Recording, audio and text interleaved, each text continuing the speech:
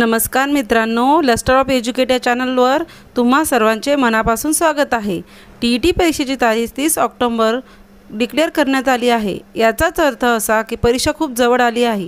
TET paper 1 असो किंवा 2, प्रत्येक पेपरसाठी स्टेट बोर्डची पुस्तके महत्त्वाची ठरतात। प्रश्नपत्रिकांचे विश्लेषण केल्यास आपणास असे आढळेल की इतिहासावर वारंवार प्रश्न विचारले जातात, परंतु प्रत्येक पुस्तक वाचणे कमी वेळात शक्य नाही।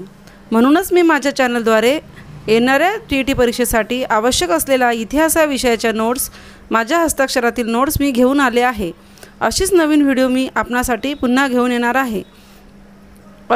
अशीच नवीन व्हिडिओ पाहण्यासाठी माझ्या चॅनलला सबस्क्राइब नक्की करा व शेजारचे बेल बटन नक्की प्रेस करा, जेणेकरून नवीन व्हिडिओचे नोटिफिकेशन तुम्हाला मिळून जाईल। चला तर मग वेळ न घेता सुरू करूया। विद्यार्थी मित्रांनो, येथे तुम्ही इतिहासाचे पुस्तक बघू शकता। बघितल्यानंतर तुम्हाला हे पुस्तक वाचण्याची गरज पडणार नाही। चला तर मग सुरू करूया। इयत्ता 7वी इतिहास, पहिले प्रकरण आहे इतिहासाची साधने। इतिहास हा शब्द इति अधिक ह अधिक आस असा तयार झालेला आहे। या शब्दाचा अर्थ असे घडले असा आहे। विद्यार्थी मित्रांनो, तांब्याच्या पत्रावर कोरलेल्या लेखांना ताम्रपाठ म्हणतात। ताम्रपटावर राजज्ञा, निवाडी इत्यादी प्रकारची माहिती कोरलेली असते। अकबरांनी जे नाणे काढले त्या नाण्यावर राम सीतेचे चित्र होते। हैदर अलीच्या नाण्यावर सुद्धा शिवपार्वतीचे चित्र होते। पेशव्यांच्या नाण्यांवर अरेबिक किंवा पर्शियन भाषेचा वापर होत असे। बकर हा शब्द खबर या शब्दावरून आला आहे। खबर म्हणजेच काय तर बातमी।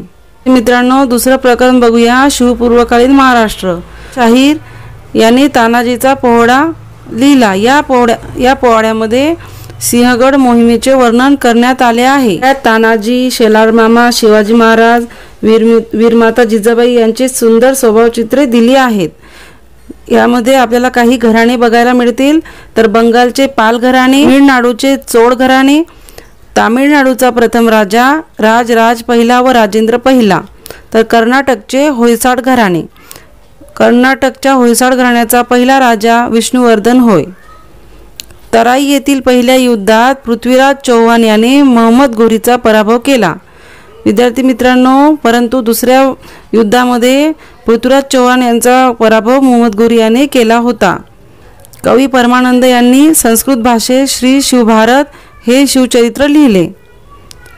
तवारीख किंवा तारीख म्हणजे घटनाक्रम। शिवपूर्व काळातील शेवटची राजवट म्हणजे महाराष्ट्रातील यादवांची राजवट।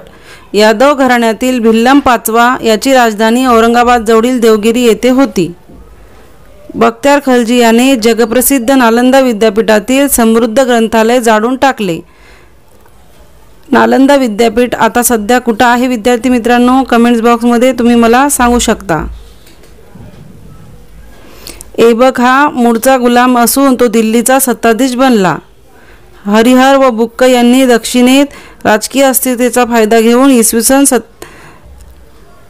1336 साली दक्षिणेत विजयनगरचे राज्य स्थापन केले।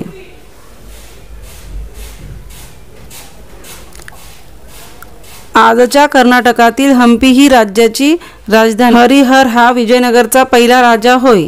माल्यदा हा राजनीती विषयक ग्रंथ कृष्णदेवराय या विद्वान राजाने लिहिला।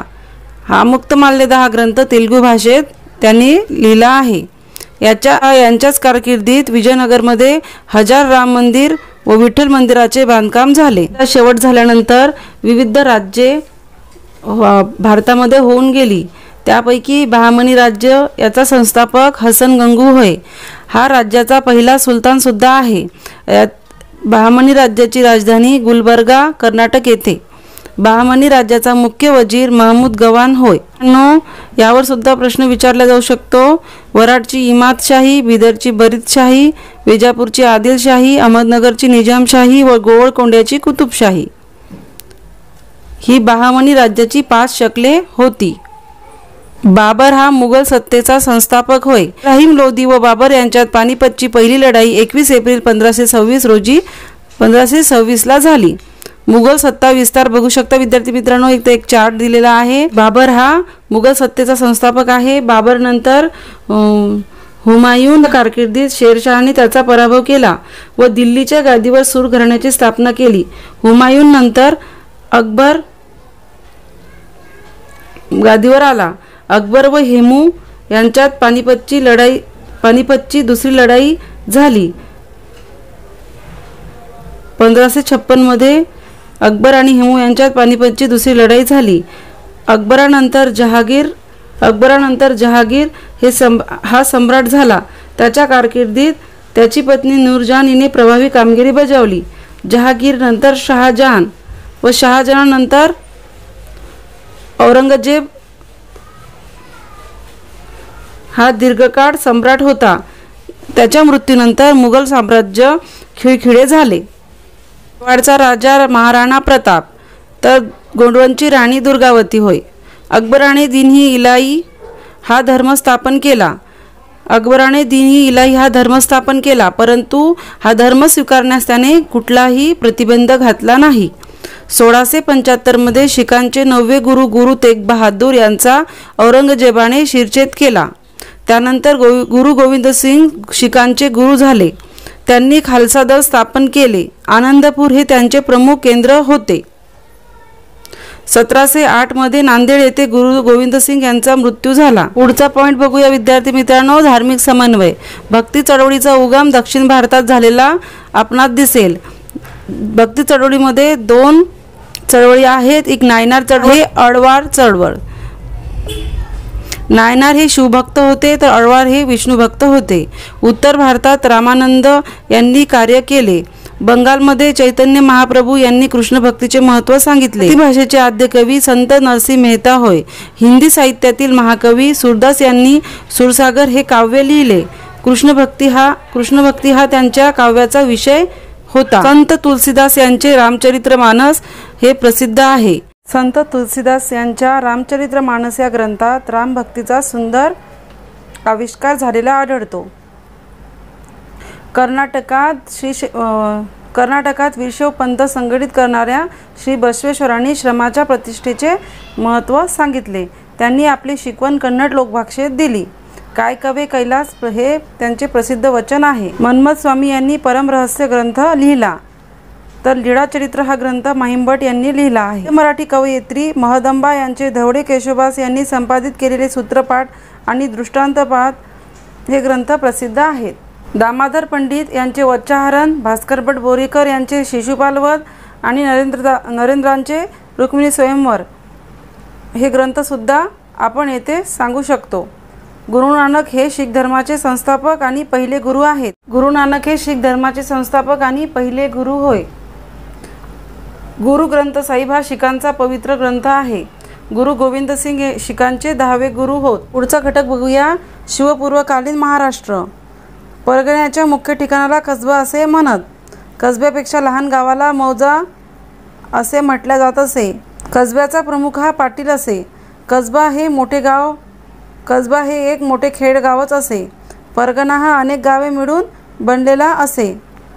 संत नामदेव यांनी लिहिलेली पदे शीखांच्या गुरुग्रंथ साहिब या ग्रंथात समाविष्ट आहे. विद्यार्थी मित्रांनो, आदी ग्रंथ म्हणजेच ग्रंथ साहिब या ग्रंथामध्ये संत नामदेव तसेच चैतन्य महाप्रभू आणि संत कबीर यांच्या रचनाचा सुद्धा समावेश आहे.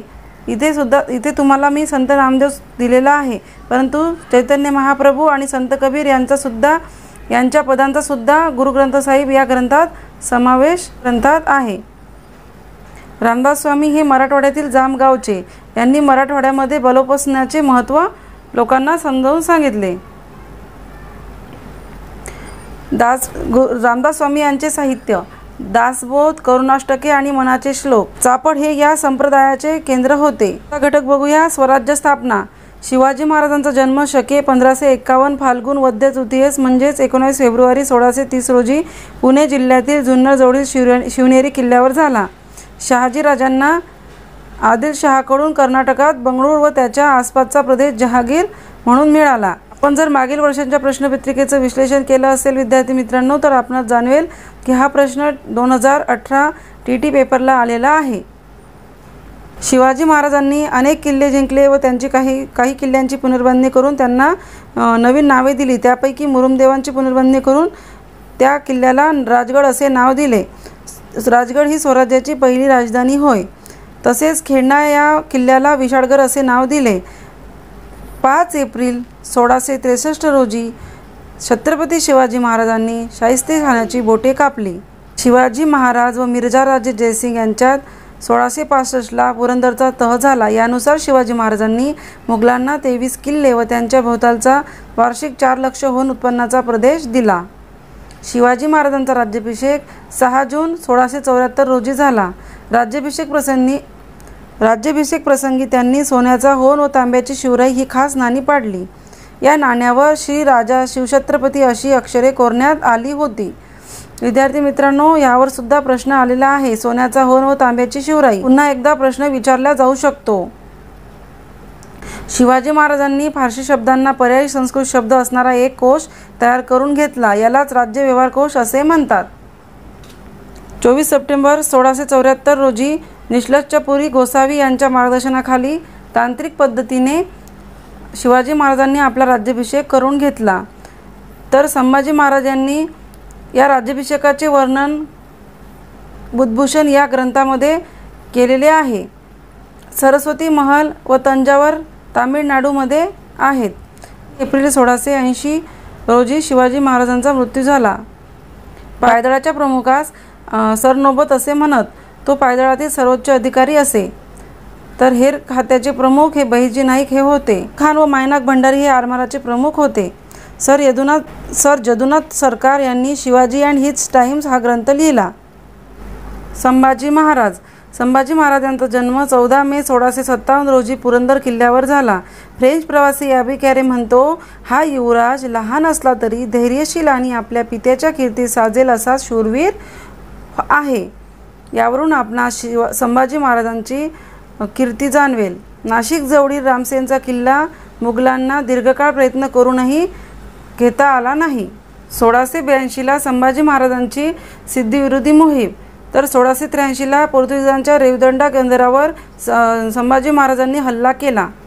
11 मार्च 1689 रोजी संभाजी महाराज यांची औरंगजेबाने क्रूररित्या हत्या केली. छत्रपती राजाराम महाराज शिवाजी महाराजांचे द्वितीय पुत्र म्हणजेच छत्रपती राजाराम महाराज होय. त्यांचा जन्म 24 फेब्रुवारी 1670 रोजी रायगडावर झाला. त्यांचे निधन 2 मार्च 1770 रोजी झाले. गो. सरदेसाई यांनी छत्रपती राजाराम यांचे वर्णन स्थिर बुद्धी या विशेषणाने केले आहे. विद्यार्थी मित्रांनो, महाराजांनी राज्याभिषेकाच्या प्रसंगी अष्टप्रधान मंडळ नियुक्त केले होते. राज्यकारभाराच्या सोयीसाठी त्याची 8 खात्यांमध्ये त्यांनी विभागणी केली होती. प्रत्येक खात्यासाठी एक प्रमुख नेमला होता. 8 खात्यात 8 प्रमुख म्हणून अष्टप्रधान मंडळ बनले. तर शिवाजी महाराजांच्या अष्टप्रधान मंडळावर सुद्धा टीईटीला प्रश्न विचारला जातो. या ठिकाणी आपण बघू शकता शिवरायांचे अष्टप्रधान मंडळ. तर पहिलं पद आहे प्रधान पद. प्रधानाचे नाव होते मोरो त्रिंबक पिंगळे. यांचं कार्य होते राज्यकारभार सांभाळणे आणि जिंकून घेतलेल्या प्रदेशाची व्यवस्था करणे. रामचंद्र नीलकंठ यांची नेमणूक अमात्य म्हणून केली होती आणि अमात्यांचे कार्य होते राज्याचा जमाखर्च पाहणे. सचिव होते अण्णाजी दत्तो आणि त्यांचे कार्य होते सरकारी आज्ञापत्र तयार करणे. दत्ताजी त्रिंबक वाकनीस हे मंत्रिपदी होते. त्यांचं कार्य होते पत्रव्यवहार सांभाळणे. हंबीरराव मोहिते हे सेनापती असून त्यांचे कार्य होते सैन्याची व्यवस्था ठेवणे व राज्यरक्षण करणे. सुमंतपदी रामचंद्र त्रिंबक डबीर होते. त्यांचे कार्य होते परराज्याशी संबंध ठेवणे. तसेच न्यायाधीशपदी निराजीरावजी होते. त्यांचे कार्य न्यायदान करणे असे होते. तसेच मोरेश्वर पंडितराव यांचं पद होतं पंडितराव. त्यांचं कार्य होतं धार्मिक व्यवहार सांभाळणे. पंडित हा शब्द धार्मिक व्यवहाराशी संबंधित असल्यामुळे आपण इथे लक्षात ठेवू शकतो. राजे विश्वनाथचा मुलगा पहिला बाजीराव याचा मृत्यू नर्मदा नदीकाठी रावरखेडी येथे झाला. पानिपतची तिसरी लढाई 14 जानेवारी 1761 रोजी मराठी आणि अब्दाली यांमध्ये झाली व या लढाईमध्ये मराठ्यांचा पराभव झाला. शिवपूर्वकालीन महाराष्ट्रामध्ये अनेक प्रकारचे संस्थाने होती. त्यापैकी इंदोरचे होळकर मल्हारराव हे इंदोरच्या होळकरांच्या सत्तेचे संस्थापक. त्यांनी दीर्घकाळ मराठी राज्याची सेवा केली. नेहमी काव्याच्या युद्धपद्धतीत ते निष्णात होते. पहिला बाजीराव व नानासाहेब पेशवे यांच्या काळात त्यांनी उत्तरेत पराक्रम गाजवला. पुण्यश्लोक अहिल्याबाई ह्या मल्हाररावांचा पुत्र खंडेराव यांच्या पत्नी होत. खंडेरावाचा कुंभेरीच्या युद्धात मृत्यू झाला. अहिल्याबाई होळकर यांनी 28 वर्षे समर्थपणे राज्याचा कारभार करून उत्तरेत मराठ्यांच्या सत्तेची प्रतिमा उंचावली. नागपूरचे भोसले नागपूरकर भोसल्यांपैकी रघुजी हे सर्वात कर्तबगार व पराक्रमी पुरुष होते. त्यांनी दक्षिणेतील तिरुचिरापल्ली व अर्काट यांच्या आसपासचा प्रदेश मराठ्यांच्या वर्चस्वाखाली आणला. महादजी शिंदे यांच्याबद्दल सांगायचे झाले विद्यार्थी मित्रांनो, जेव्हा पानिपतची लढाई झाली आणि मराठ्यांची शक्ती क्षीण झाली आहे हे पाहून इंग्रजांनी दिल्लीच्या राजकारणात भाग घेणे सुरू केले. त्यांनी बंगालच्या सुब्याच्या दिवाणीचे अधिकार स्वतःकडे घेतले. ते दिल्लीच्या बादशहाला स्वतःच्या ताब्यात घेऊ इच्छित होते. अशा विपरीत परिस्थितीत महादजी शिंदे यांनी इंग्रजांवर मात करून बादशहाला पुन्हा गादीवर बसवले. या कामगिरीवर खुश होऊन दिल्लीच्या बादशहाने त्यांना वकिली मुल्लक हे पद दिले. याचा अर्थ असा की त्यांना दिवाणी आणि लष्करी अधिकाराची मुक्तारी दिली. तर महादजी शिंदे यांनी हे पद बाल पेशवे सवाई माधवराव यांच्या वतीने स्वीकारले होते. महादजी शिंद्यांचा पुण्यात वानवडी येथे मृत्यू झाला. इंग्रजांनी 1817 मध्ये पुणे ताब्यात घेऊन तेथे युनियन जॅक हा आपला राष्ट्रध्वज फडकवला. इसवी सन 1818 मध्ये सोलापूर जिल्ह्यातील आष्टीच्या लढाईत इंग्रजांनी मराठ्यांचा पराभव केला व येथूनच इंग्रजांची सत्ता आपल्या भारतावर. मित्रांनो, येथे मला काही महत्त्वाचे पॉईंट तुम्हाला सांगावेसे वाटतात. ते तुम्ही परीक्षेला जाताना एकदा वाचून जायला हवेत. कुराण शरीफ हा इस्लाम धर्माचा पवित्र ग्रंथ. पैगंबरांच्या वारसदारांना खलिफा असे म्हणतात. राष्ट्रकूट घराण्यातील पहिला पराक्रमी राजा दंतीदुर्ग होय.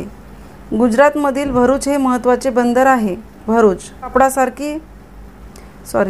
आंध्र प्रदेशातील वरंगड तलम कापडासाठी तर महाराष्ट्रातील पैठण पैठणीसाठी प्रसिद्ध आहे. यादव काळात पद्मकंटक हे सुवर्ण नाणे चलनात होते. भारतातील सुप्रसिद्ध सूर्यमंदिर कोणार्क येथे आहे. येथे काही साहित्य नमूद केले आहे, जसे की जयदेवने गीत गोविंद हे कृष्ण भक्तीचा महिमा सांगणारे काव्य लिहिले.